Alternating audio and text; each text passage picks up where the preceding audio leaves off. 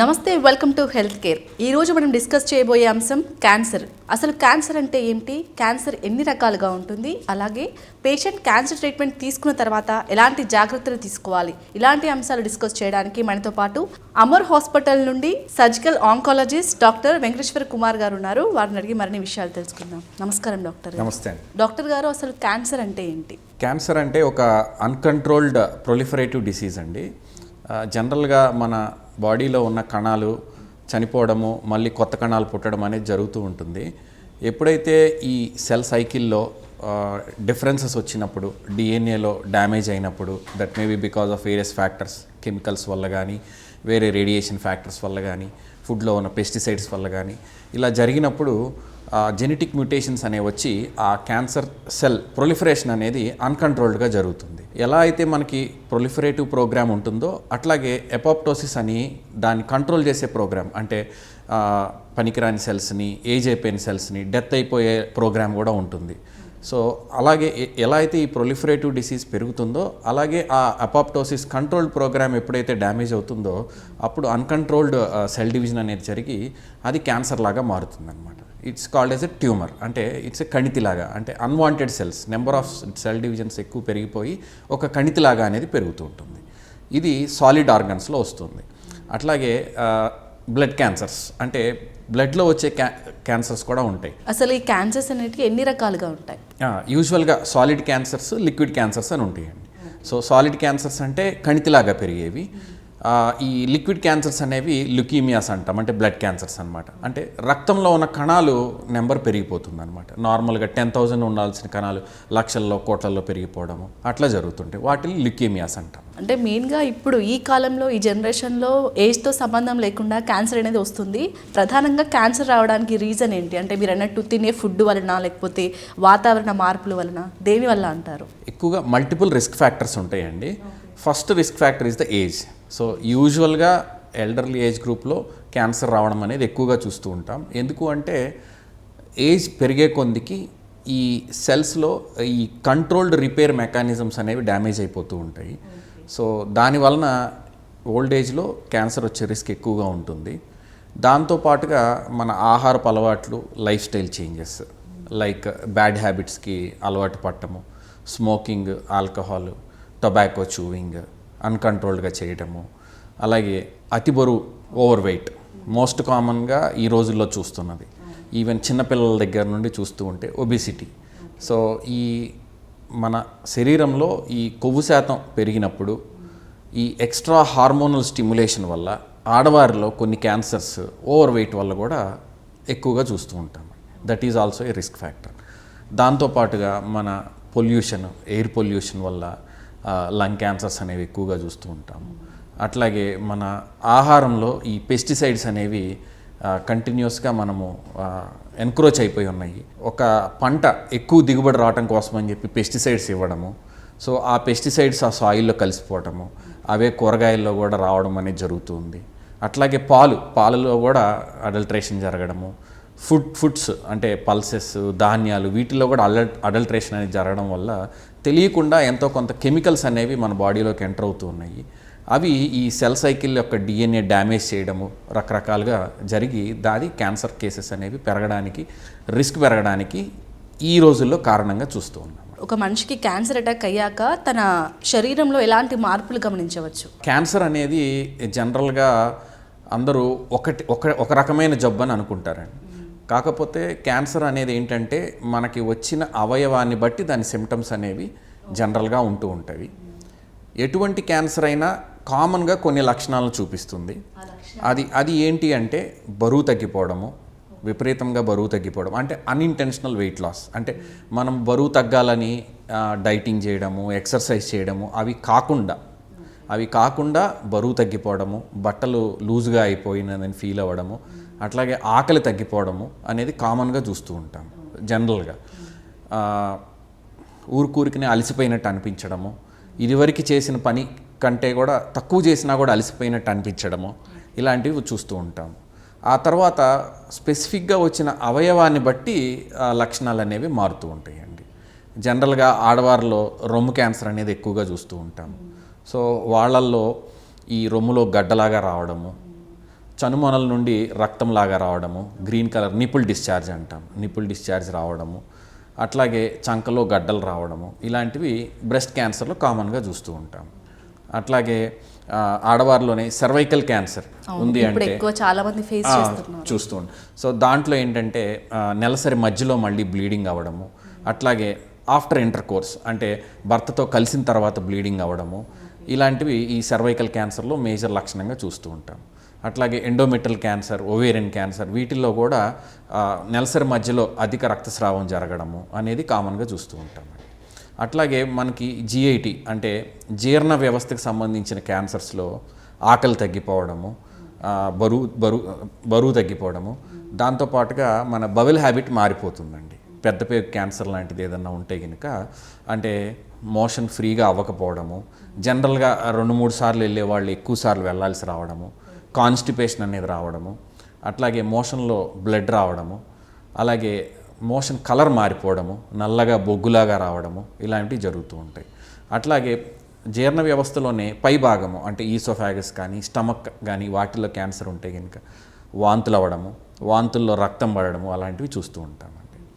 ఇంకొకటి కామన్గా మనం చూసేది లంగ్ క్యాన్సర్ ఒకటండి. ఆడవారిలో కానీ మగవారిలో కానీ లంగ్ క్యాన్సర్ అనేది కామన్గా చూస్తూ ఉంటాం. ఈ లంగ్ క్యాన్సర్లో 2 రకాలు ఉంటాయి గ్రాస్గా, స్క్వామస్ సెల్ అని, ఎడినోకార్సినోమా అని ఉంటుంది. అట్లాగే ఈ స్క్వామస్ సెల్ ఎడినోకార్సినోమా అనేది స్మోకింగ్ చేసే వాళ్ళలో ఎక్కువగా చూస్తూ ఉంటాం, స్మోకర్స్లో. ఈ ఎడినోకార్సినోమా అనేది స్మోకర్స్ అని కాకుండా ఆడవారిలో కూడా ఎక్కువగా చూస్తూ ఉంటాం అన్నమాట. ఈ స్మోకింగ్తో పాటుగా ఎయిర్ పొల్యూషన్, ఎయిర్ క్వాలిటీ బ్యాడ్గా ఉండడము, ఎయిర్ పొల్యూషన్కి ఎక్కువగా ఎక్స్పోజ్ అవ్వడము, అట్లాగే ఇండస్ట్రీస్లో పనిచేసే వాళ్ళు.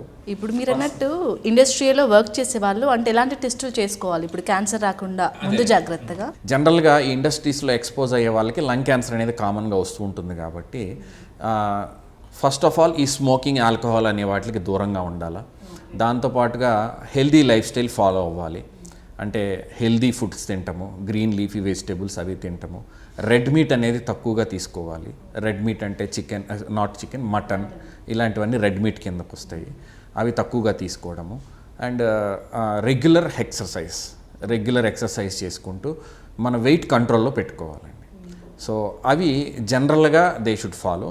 దాంతోపాటుగా ఏదైనా ఒక సిమ్టమ్, లక్షణం ఏదన్నా బయటపడినప్పుడు ఎర్లీగా కన్సల్ట్ అయ్యి తగిన టెస్టులు చేయించుకుంటే ఎర్లీగా డిటెక్ట్ అవుతుంది. సో ట్రీట్మెంట్ కూడా కంప్లీట్గా చేయడానికి వీలవుతుంది. సార్ ఇప్పుడు ఇది వంశపారంపర్యంగా వస్తుందా క్యాన్సర్ అనేది ప్రధానంగా? అంటే జెనెటిక్ రిలేషన్ అనేది డెఫినెట్గా ఉంటుందండి.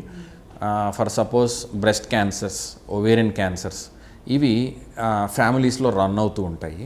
సో ఒకవేళ మదర్కి కానీ బ్రెస్ట్ క్యాన్సర్ ఉంటే ఆవిడ డాటర్స్ కానీ గ్రాండ్ డాటర్స్ కానీ నార్మల్ పాపులేషన్తో పోలిస్తే కొద్దిగా ఎక్కువ రిస్క్ ఉంటున్నట్టు చూసుకోవాలి మనం. సో వాళ్ళు ఈ పీరియాడిక్ స్క్రీనింగ్ అనేది మిస్ అవ్వకుండా చేసుకోవాలి. సో ఫర్ ఎగ్జాంపుల్ బ్రెస్ట్ క్యాన్సర్కి వచ్చేసరికి 30 to 35 ఏజ్ స్టార్టింగ్ దగ్గర నుండి మ్యామోగ్రామ్ అనేది ఇయర్లీ మ్యామోగ్రామ్ చేయించుకోవాలండి. స్క్రీనింగ్ మ్యామోగ్రామ్ అంటాము, అది చేయించుకోవాలి. అలా కాకుండా కొంతమంది హై రిస్క్ పాపులేషన్ అని ఉంటారు. అంటే ఆల్రెడీ ఫ్యామిలీలో మల్టిపుల్ క్యాన్సర్స్, అంటే మదర్కి, గ్రాండ్ మదర్కి కూడా ఇలా బ్రెస్ట్, ఓవేరియన్ క్యాన్సర్ ఇలా ఉన్నవాళ్ళు ఇంకా ఎర్లీగా అంటే ఆల్మోస్ట్ 25 ఆ ఇయర్స్ నుండే స్క్రీనింగ్ అనేది చేయించుకోవాలి. 25 to 35 ఇయర్స్లో MRI బ్రెస్ట్ అనేది చేస్తారు. ఎందుకంటే ఆ ఏజ్ గ్రూప్లో అది బాగా సెన్సిటివ్గా ఉండి ఏమాత్రం చిన్నపాటి గడ్డలు ఉన్నా కూడా కనిపిస్తాయి. అలా కాకుండా నార్మల్ పాపులేషన్ అంత హై రిస్క్ లేను అన్నప్పుడు స్క్రీనింగ్ మ్యామోగ్రామ్తో చేయించుకుంటే సరిపోతుంది. అట్లాగే సర్వైకల్ క్యాన్సర్ కోసం ప్యాప్స్మియర్ టెస్టింగ్ అనేది చేయించుకోవాలండి. Starting from the age of 30 to 35 years నుండి 2 ఇయర్స్కి ఒకసారి, 3 ఇయర్స్కి ఒకసారి ప్యాప్స్మియర్ టెస్టింగ్ అనేది చేయించుకోవాలి. సో ఈ ప్యాప్స్మియర్ టెస్టింగ్ ద్వారా ఏదైనా ఎటిపికల్ సెల్స్ అనేవి త్వరగా కనిపెట్టి, అంటే ఆ సర్వీక్స్ నుండి వచ్చే క్యాన్సర్ తాలూకు లక్షణాలు ఎర్లీగా కనిపెట్టి ట్రీట్మెంట్ అనేది ఎర్లీగా చేయించుకోవడానికి అవుతుంది స్క్రీనింగ్కి. అట్లాగే ఈ సర్వైకల్ క్యాన్సర్కి ప్రివెన్షన్ కోసము, అంటే ఈ ముందుగానే జాగ్రత్త పడటానికి పిల్లలకి 9 to 14 ఇయర్స్ వాళ్ళకి వ్యాక్సిన్ అనేది వచ్చిందండి. జనరల్గా క్యాన్సర్కి వ్యాక్సిన్ వచ్చింది అని అందరూ అనుకుంటూ ఉంటారు. సో వ్యాక్సిన్ అనేది not to all the cancers, కామన్గా చూసే సర్వైకల్ క్యాన్సర్కి.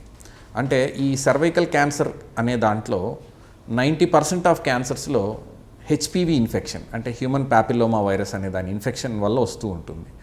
సో ఈ హ్యూమన్ ప్యాపిలోమా వైరస్కి వ్యాక్సిన్ అనేది చిన్న వయసులోనే తీసుకుంటే దానివలన ఫ్యూచర్లో సర్వైకల్ క్యాన్సర్ అనేది వచ్చే రిస్క్ని 90% తగ్గించేసుకోవచ్చు. ఇప్పుడు మీరు ఇన్ని రకాలు చెప్పారు కదా క్యాన్సర్స్, అందులో ఏది ప్రాణాంతకం అంటే ఇది వస్తే చాలా డేంజర్ అనేది ఏది? అంటే బేసిక్గా ఏ క్యాన్సర్ అయినా కూడా ఎర్లీ స్టేజ్లో డిటెక్ట్ చేస్తే ఇట్ ఈజ్ 100% క్యూరబుల్ అండి. అంటే స్టేజ్ 1లో అంటే వెరీ ఎర్లీగా, లేదు స్క్రీనింగ్లో కనిపెట్టడం అంటే సిమ్టమ్ ఇంకా ఏం రాలేదు, ఆడవారు స్క్రీనింగ్ మ్యామోగ్రామ్ చేయించుకుంటే ఏదో ఒక చిన్న లంప్, చిన్న గడ్డ లాంటిది అనుమానంగా కనిపించి టెస్ట్ చేసి అది క్యాన్సర్ అని వచ్చి అలా ట్రీట్మెంట్ చేసినప్పుడు 100% క్యూర్ రేట్ అనేది ఉంటుందండి. అంటే ఆవిడ క్యాన్సర్ రాకపోయినా ఎన్నాళ్ళు బతుకుతారో, ఆ క్యాన్సర్ వలన లైఫ్ స్పాన్ అనేది తగ్గడం అనేది ఉండదండి. అలా కాకుండా అడ్వాన్స్డ్ స్టేజెస్ అంటే స్టేజ్ 4లో, స్టేజ్ 3, స్టేజ్ 4లో కనుక ఏ క్యాన్సర్ డిటెక్ట్ అయినా కూడా అది ప్రాణాంతకమే అవుతుందండి. అది పలానా ఈ క్యాన్సర్ అయితేనే ప్రమాదము, ఇదైతే అంత ప్రమాదం కాదని అది ఏమి ఉండదు. Any cancer which is detected in advanced stage is life threatening. అలాగే డాక్టర్ గారు ఇప్పుడు మనం క్యాన్సర్ పేషెంట్ని చూసుకుంటే అంటే తనకి నయం అవుతుంది క్యాన్సర్, బట్ మళ్ళీ రిపీట్ అవుతున్నాయి ఈ కాలంలో. అంటే స్టేజ్ 1 ఉన్న వాళ్ళకి నయం అవుతుందా, లేకపోతే స్టేజ్ 3 ఉన్న వాళ్ళకి మళ్ళీ రిపీట్ అయ్యే ఛాన్సెస్ ఉంటుందా? స్టేజ్ 1లో డిటెక్ట్ అయిన వాళ్ళకి మళ్ళీ రికరెన్స్ అనేది రావడం అనేది చాలా రేర్గా చూస్తూ ఉంటాం. స్టేజ్ 2 వరకు కూడా అంత రికరెన్స్ రేట్ అనేది తక్కువగానే ఉంటుంది. స్టేజ్ 3, స్టేజ్ 4కి వెళ్ళేసరికి వాళ్ళ రికరెన్స్ రేట్ అనేది చాలా ఎక్కువగా చూస్తూ ఉంటాం. అందుకనే ఈ రికరెన్స్ వస్తే త్వరగా మళ్ళీ దాన్ని డిటెక్ట్ చేసి దానికి మళ్ళీ ట్రీట్మెంట్ చేయడం కోసమే ఈ సర్వేలెన్స్ అండ్ ఫాలో ప్రోగ్రామ్ అని ఉంటుందండి. అంటే క్యాన్సర్ ట్రీట్మెంట్ పూర్తిగా అయిపోయిన తర్వాత సర్వేలెన్స్ అండ్ ఫాలోఅప్ అని ఉంటుంది. సో దాని ప్రకారంగా ఏంటి అంటే ఫస్ట్ 2 years ఎవ్రీ 3 monthsకి ఒకసారి ఆంకాలజిస్ట్ని కలుస్తూ ఉండాలండి.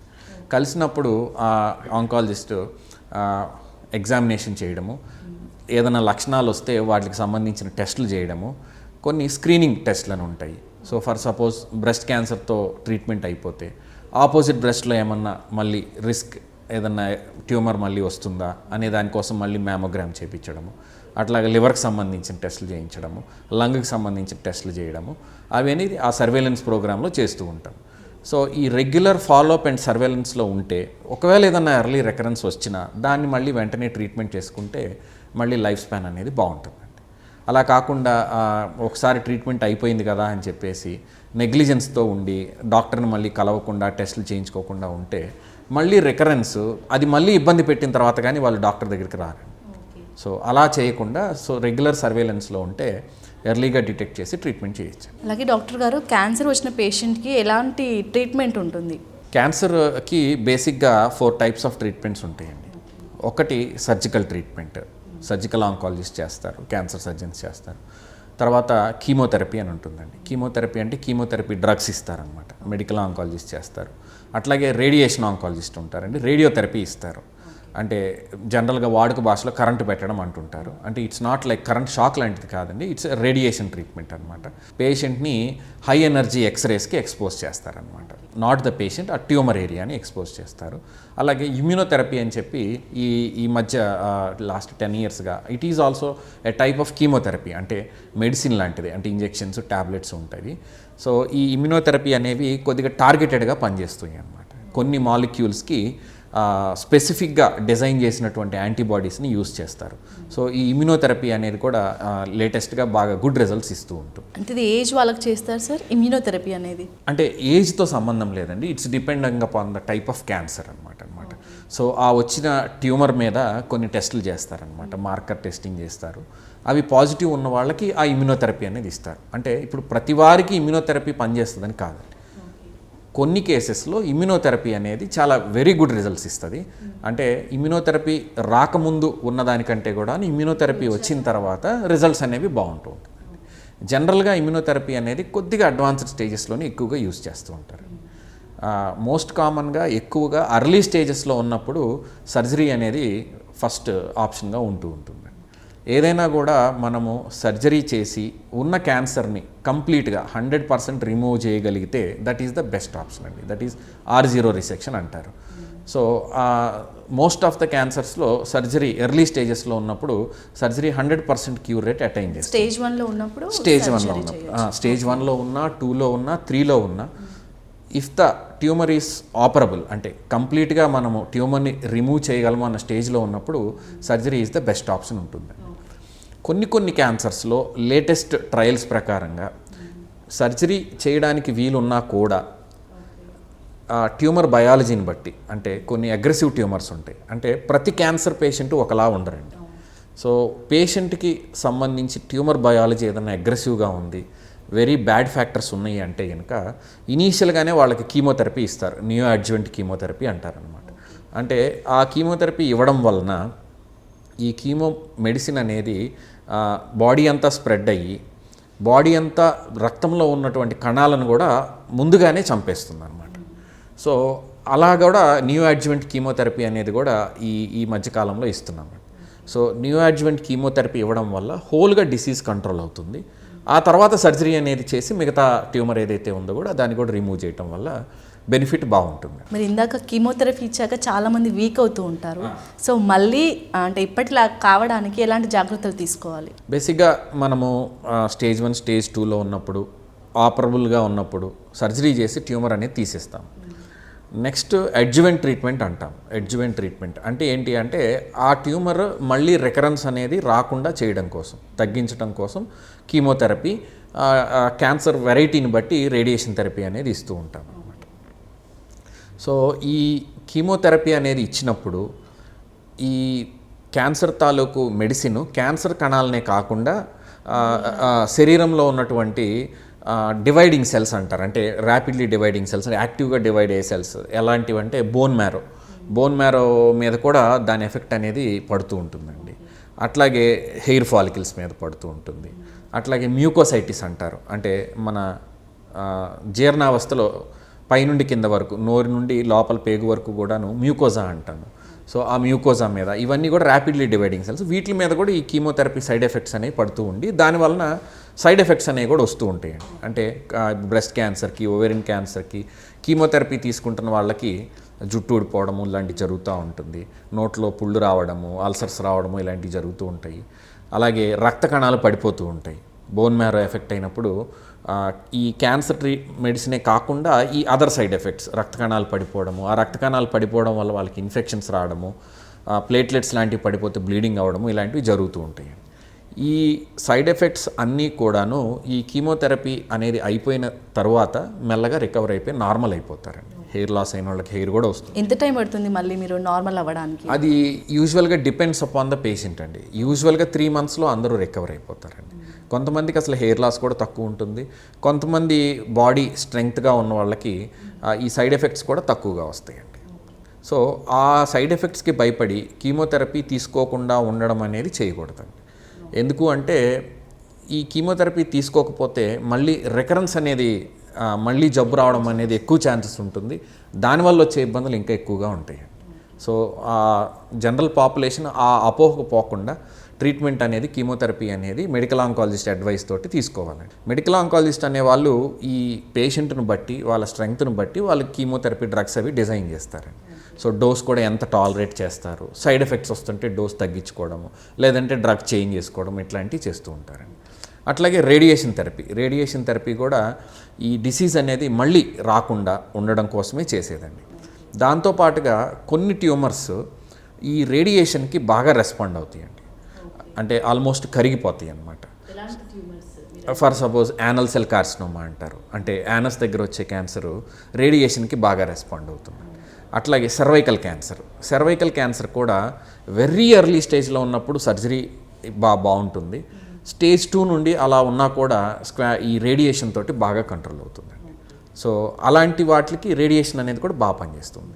దాంతోపాటుగా ఆపరేషన్ చేసిన తర్వాత కూడా, కీమో తర్వాత కూడా కొంతమందికి రేడియేషన్ ఇస్తే బెనిఫిట్ ఉంటుందండి. సో అలాంటి వాళ్ళకు కూడా రేడియేషన్ ఇస్తాము. సో వచ్చిన అవయవాన్ని బట్టి, ఇండివిజువల్ పేషెంట్ స్టేజ్ని బట్టి వీటిని వెపన్స్ లాగా వాడి డిజైన్ చేస్తామండి ట్రీట్మెంట్ అనేది. సో క్యాన్సర్ ట్రీట్మెంట్ అనేది ఇట్స్ మల్టీ డిసిప్లినరీ అప్రోచ్ అనమాట. ఒక సర్జికల్ ఆంకాలజిస్ట్, ఒక మెడికల్ ఆంకాలజిస్ట్, ఒక రేడియేషన్ ఆంకాలజిస్ట్, కూర్చొని ట్యూమర్ బోర్డ్లో డిస్కస్ చేసుకొని we'll plan the treatment, we'll design the treatment. అలాగే డాక్టర్ గారు, ఈ క్యాన్సర్ ముందు స్క్రీనింగ్ ఎంతవరకు ఇంపార్టెంట్ అంటారు? ఇది అదే ఇందాక చెప్పినట్టుగా ఈ స్క్రీనింగ్ అనేది చేయించుకోవడం వలన ఎర్లీగా క్యాన్సర్ని డిటెక్ట్ చేసి ట్రీట్మెంట్ చేయించుకోవచ్చండి. సో మన దేశంలో బ్రెస్ట్ క్యాన్సర్కి అండ్ సర్వైకల్ క్యాన్సర్కి రెండింటికి కూడా స్క్రీనింగ్ ప్రోగ్రామ్స్ జరుగుతూ ఉన్నాయండి. సో ప్రతి ఆడవారు 35 ఇయర్స్ నుండి మొదలు పెట్టుకొని, నార్మల్ పాపులేషన్ 35 to 40 ఇయర్స్ అప్పటి నుండి మొదలు పెట్టుకొని స్క్రీనింగ్ మ్యామోగ్రామ్ అనేది ఎవ్రీ 2 ఇయర్స్కి ఒకసారి చేయించుకుంటూ ఉండాలండి. స్క్రీనింగ్ మ్యామోగ్రామ్ అనేది చేయించుకుంటూ ఉండాలి. అలాగే సర్వైకల్ క్యాన్సర్ ఉన్నవాళ్ళు ప్యాప్స్మియర్ అనేది 30 ఇయర్స్ నుండి స్టార్ట్ చేయించుకొని ఎవ్రీ 2 or 3 ఇయర్స్కి ప్యాప్స్మియర్ అనేది చేయించుకుంటూ ఉండాలి. అట్లాగే వెస్ట్లో అంటే యూఎస్లో కోలన్ క్యాన్సర్కి అంటే పెద్ద పేగు క్యాన్సర్కి కొలనోస్కోపీ అనేది చేస్తారండి. కొలనోస్కోపీ అంటే పెద్ద పేగుని కంప్లీట్గా స్కోప్ పెట్టుకొని కెమెరా పెట్టుకొని చూస్తారండి. ఈ పెద్ద పేగులో చిన్న చిన్న పాలిప్స్ అంటారు, చిన్న పిలకల్లాగా రావడము, ఇలాంటివి ఉన్న వారిలో అది క్యాన్సర్ లాగా మారే రిస్క్ అనేది ఎక్కువగా ఉంటుందన్నమాట. సో ఈ కొలనోస్కోపీ కోలన్ క్యాన్సర్ స్క్రీనింగ్ వలన అలాంటి లక్షణాలు ఏదైనా ఉంటే ఎర్లీగా డిటెక్ట్ చేసి దాని తాలూకు బయాప్సీ అది చేసి ట్రీట్మెంట్ అది చేయించుకోవచ్చండి. లంగ్ క్యాన్సర్కి స్క్రీనింగ్కి కూడా ఈ సిటీ స్కాన్ అనేది యూజ్ చేస్తామండి.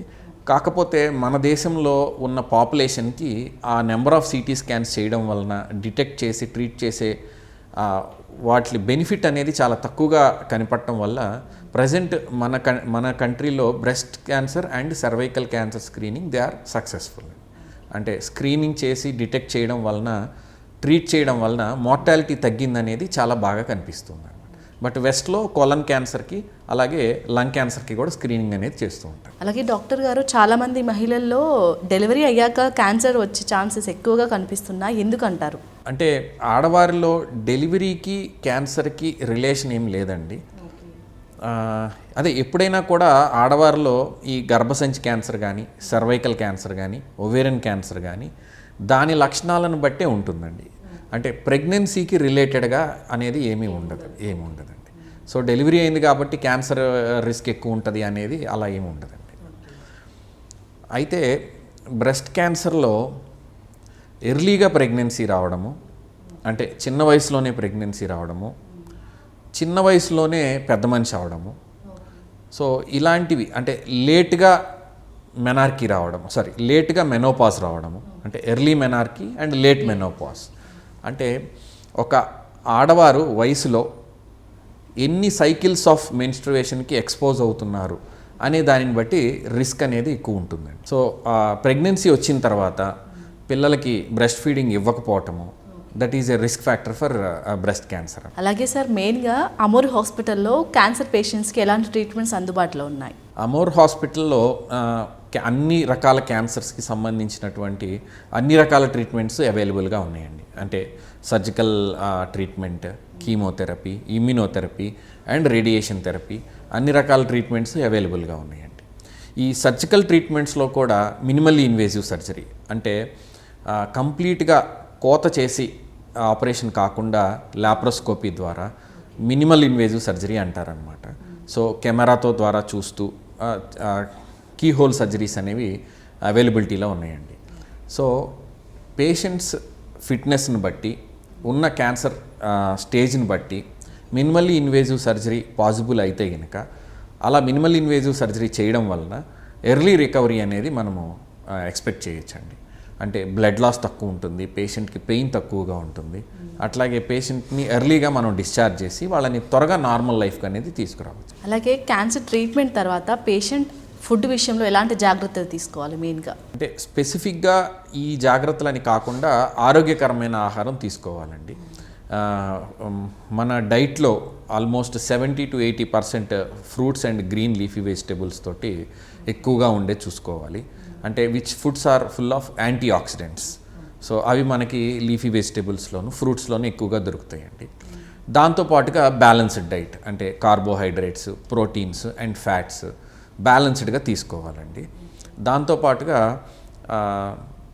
లైఫ్ స్టైల్ చేంజెస్, అంటే regular exercise, yoga, meditation, stress తగ్గించుకోవడానికి, ఇవన్నీ చేయడం వలన మళ్ళీ క్యాన్సర్ అనేది రాకుండా చూసుకోవచ్చు. అలాగే డాక్టర్ గారు, చివరిగా క్యాన్సర్ ఉన్న పేషెంట్స్కి మీరు ఇచ్చే సజెషన్, అంటే చాలామంది భయపడుతూ ఉంటారు మా లైఫ్ స్పాన్ అయిపోయిందని, వాళ్ళకి మీరు ఇచ్చే సజెషన్ ఏంటి? క్యాన్సర్ అనేది it's not a life threatening disease అండి. సో క్యాన్సర్ వచ్చింది కదా ఇంక మన లైఫ్ లేదు, మనం చనిపోతాము, చాలామంది అలానే అనుకుంటున్నారు. అలా అనుకోవాల్సిన అవసరం అస్సలు లేదండి. ఎప్పుడైనా ఎర్లీ స్టేజ్లో డిటెక్ట్ అయినప్పుడు ధైర్యంగా వచ్చి ట్రీట్మెంట్ అనేది డాక్టర్ గారు చెప్పిన అన్ని రకాల ట్రీట్మెంట్స్ని ధైర్యంగా తీసుకొని మెంటల్ స్ట్రెంగ్త్ తోటి చేయించుకుంటే మీరు ఆ క్యాన్సర్ని 100% జయించవచ్చండి. అంతే తప్పితే క్యాన్సర్ వచ్చింది కాబట్టి నా లైఫ్ అయిపోయింది, ఇంకా నాకు చనిపోవడమే అనే ఆలోచన అనేది పెట్టుకోవాల్సిన అవసరం లేదండి. చాలా రకాల ట్రీట్మెంట్స్ అవైలబుల్లో ఉన్నాయి. రోజు రోజుకి రీసెర్చ్ అనేది పెరుగుతూ ఉంది. కీమోథెరపీలో కొత్త డ్రగ్స్ వస్తూ ఉన్నాయి, ఇమ్యూనోథెరపీలో కొత్త డ్రగ్స్ వస్తూ ఉన్నాయి. సో ఇది వరకు రెస్పాండ్ అవ్వని ట్యూమర్స్ కూడా, క్యాన్సర్స్కు కూడా ఇప్పుడు చాలా రకమైన ఇమ్యూనోథెరపీకి, కీమోథెరపీ డ్రగ్స్కి రెస్పాండ్ అవుతున్నాయి. అట్లాగే సర్జరీస్లో కూడా లేటెస్ట్ టెక్నాలజీ వచ్చింది, అడ్వాన్స్డ్ టెక్నాలజీస్ వచ్చినాయి. సో ఇది వరకు ఆపరేషన్ చేయలేని పరిస్థితుల్లో కూడా ఇప్పుడు కొన్ని రోబోటిక్ సర్జరీస్ వలన, ఈ మినిమల్ ఇన్వేజివ్ సర్జరీస్ వలన మంచి రిజల్ట్స్ అనేది ఎక్స్పెక్ట్ చేయగలుగుతాము. అట్లాగే బ్రెయిన్ ట్యూమర్స్కి అలాంటి వాటికి మైక్రోస్కోప్తో చేయడము, ఇవన్నీ కూడా అడ్వాన్సెస్ అనేవి చాలా వచ్చినాయి. సో వీటన్నీ ఇంత ట్రీట్మెంట్ అవైలబుల్గా ఉన్నప్పుడు మనము క్యాన్సర్ వచ్చి చనిపోతామనే భయం పెట్టుకోకుండా ధైర్యంగా వచ్చి ట్రీట్మెంట్ చేయించుకుంటే క్యూర్ రేట్స్ అనేవి చాలా బాగా అచీవ్ చేయొచ్చు. ఓకే అండి, చాలా చక్కగా చెప్పారు, ధన్యవాదాలండి. ఓకే, సో చూసారు కదండి, ఇది ఇవాళ మన క్యాన్సర్ పైన అవగాహన. చూస్తూనే ఉండండి రాజ్ న్యూస్.